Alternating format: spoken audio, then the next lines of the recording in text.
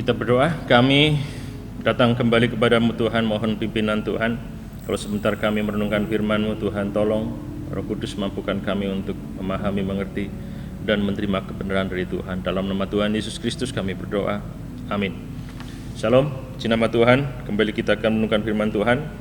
Kita akan belajar melanjutkan apa yang sudah kita pelajari sebelumnya, bahwa Roh Kudus bekerja dalam hati setiap kita. Salah satunya kemarin kita sudah belajar bahwa Roh Kudus akan memimpin kita kepada seluruh kebenaran, dan hari ini kita akan belajar peran Roh Kudus bagi kita orang percaya yang lain.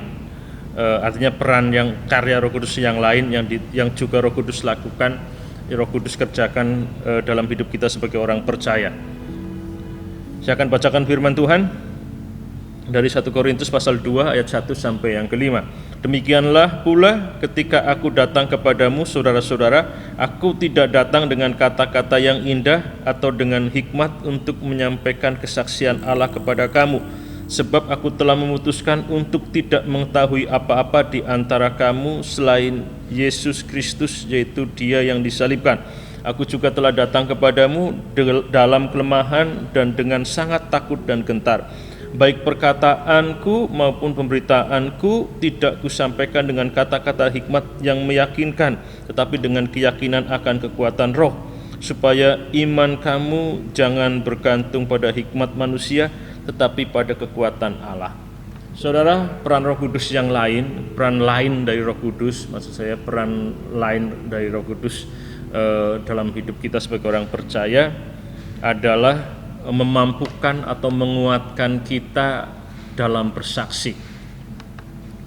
Jadi kita diutus Tuhan, kita ada untuk menjadi saksi Tuhan.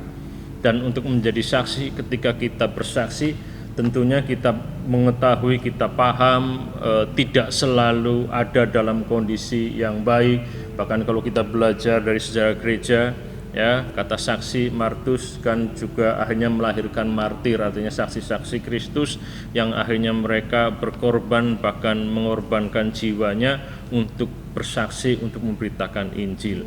Artinya ketika menjalankan tugas sebagai saksi, Tuhan Yesus pun sudah mengingatkan kepada kita semuanya, ada tantangan, ada resiko, dan bisa saja ada bahaya yang akan kita hadapi. Tuhan Yesus pernah mengatakan bahwa Tuhan mengutus kita seperti anak domba di tengah-tengah serigala. Bayangkan betapa kondisi di sekitar kita itu bisa saja membahayakan kita. Dan hal itu terkadang membuat anak-anak Tuhan lupa atau mengabaikan tugasnya menjadi saksi Kristus dengan alasan terlalu beresiko ketika harus bersaksi, terlalu berat tantangan dan juga kesulitan yang akan dihadapi ketika kita bersaksi. Dan itu yang terkadang akhirnya orang-orang percaya tidak lagi melakukan tugasnya sebagai saksi. Hari ini Alkitab mengingatkan kepada kita semuanya bahwa Roh Kudus mendiami hati kita, dan Roh Kudus itu akan memampukan, akan menguatkan kita untuk kita bersaksi.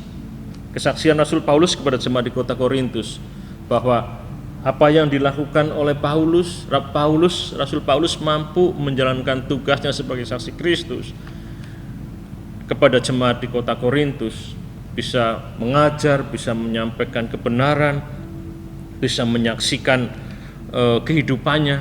Rasul Paulus mengatakan bahwa itu karena kekuatan roh, bukan karena kecakapan, bukan karena kemampuan, bukan karena kehebatannya, bukan karena latar belakang pendidikannya dia bisa bersaksi, menyaksikan tentang Kristus. Tapi Rasul Paulus mengatakan itu semuanya karena kekuatan roh. Jadi saudara, sebenarnya setiap kita sudah didiami oleh Roh Kudus, dan Roh Kudus memberikan kekuatan kepada kita. Artinya apa? Artinya setiap kita orang percaya sebenarnya bisa dan mampu untuk bersaksi. Sebenarnya setiap kita orang percaya bisa dan mampu bersaksi karena Roh Kudus sudah memberikan kekuatan itu kepada kita. Persoalannya adalah kembali, terkadang kita tidak mau merespon, kita tidak mau menggunakan kesempatan yang Tuhan sudah berikan, dan Tuhan juga sudah memberikan kekuatan itu melalui Roh Kudus, memampukan kita sebenarnya Jadi sebenarnya kita mampu, kita kuat. Ada tantangan iya, ada kesulitan iya. Ada hal yang harus diperjuangkan ketika kita bersaksi iya. Tapi yakini Roh Kudus sudah mendiami hati kita dan Dia memberikan kekuatan kepada kita. Jadi sebenarnya sekarang bukan soal kita bisa atau tidak bisa, kita mampu atau tidak mampu, tapi sebenarnya kita mau nggak sih meresponi karya Roh Kudus yang sudah memberikan kekuatan kepada kita untuk bersaksi. Kita mau nggak sih melakukan tugas bersaksi? Dan kita sebenarnya sudah diberikan kekuatan untuk lakukan itu. Jadi siang hari ini firman Tuhan mengingatkan kepada kita semuanya, mari kembali kita ingat tugas kita di dunia adalah saksi-saksi Kristus.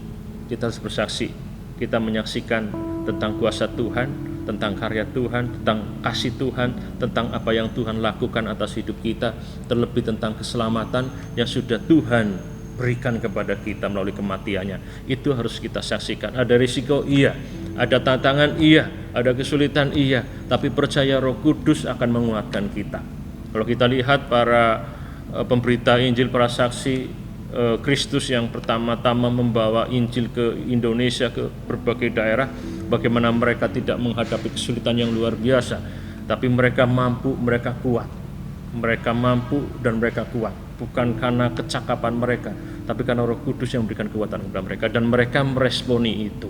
Jadi kita semuanya pasti mampu, saudara pasti mampu, saudara pasti bisa bersaksi kalau kita mau meresponi karya Roh Kudus yang sudah menguatkan kita semuanya. Selamat bersaksi. Tuhan berkati kita semuanya. Kita berdoa. Terima kasih Tuhan untuk kekuatan yang Tuhan berikan kepada kami, kekuatan yang memampukan kami untuk bersaksi. Biarlah kami mengingat akan hal itu dalam kehidupan kami, dalam perjalanan hidup kami, sehingga kesempatan yang ada terus kami gunakan, kesempatan yang ada tidak kami lewatkan. Kami akan bersaksi melalui kehidupan kami, baik dalam pekerjaan, dalam kehidupan rumah tangga, dalam kehidupan bermasyarakat, terlebih ketika kami sedang melayani dan memberitakan firman Tuhan. Terima kasih Tuhan, kami bersyukur untuk firman-Mu. Dalam nama Tuhan Yesus Kristus kami berdoa. Amin.